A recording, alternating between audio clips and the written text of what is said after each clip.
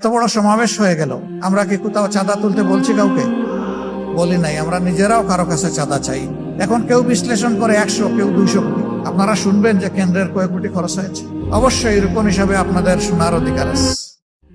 এরকম একটা সমাবেশ হলে 200 কোটি টাকা তো হিসাব করতে হবে। এখানে যদি আমরা ওই সমাবেশে বসতাম, বলতাম যে বিভিন্ন জায়গায় বাক্স রাখা আছে, যে যা পারেন দিয়ে যান, আমার ধারণা বাক্সগুলা সংকুলান হতো না। বড় বড় ব্যবসায়ীরা আমাদের কাছে টাকার বস্তা নিয়ে এসেছে 5 তারিখের পরে, যারা এতদিন কেউ আমাদের নাম সহ্য করতে পারতো না, কেউ ওপেন প্লেসে গালিগালাজ করেছে, কেউ স্বৈরাচারকে সরাসরি সহযোগিতা করেছে, তারাও কেউ কেউ এসেছে, বিভিন্ন কায়দায় এসেছে। কিন্তু আমরা ওইদিকে ফিরে তাকাইনি ভাই।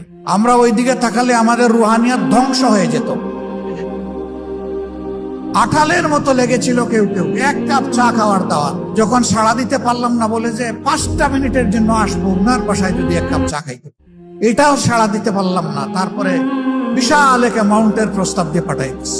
আল্লাহু আকবার। এই ক্ষেত্রে আল্লাহ তাআলাকে ভয় করেছি এবং ধৈর্য ধরার চেষ্টা করেছি। এখন 1 সপ্তাহে যা খরচ হয়, এক সময় সংগঠন 2 মাসেও তা খরচ করতো না। অতীতের নির্বাচনের সময় আমাদের ঋণ হয়েছে, নির্বাচন চলে যাওয়ার সময় সেই ঋণ আমরা কষ্ট করে পরিশোধ করেছি। আলহামদুলিল্লাহ, এই যে মুমিনদের অন্তর আল্লাহ তাআলা নরম, তরল, কোমল, মানবিক, দরদি, মায়াবী করে দিয়েছেন। এখন কোনো ক্ষেত্রে আমাদের কোনো ঋণ নাই। এত বড় সমাবেশ হয়ে গেল, আমরা কি কোথাও চাঁদা তুলতে বলছি? কাউকে বলি নাই। আমরা নিজেরাও কারো কাছে চাঁদা চাই।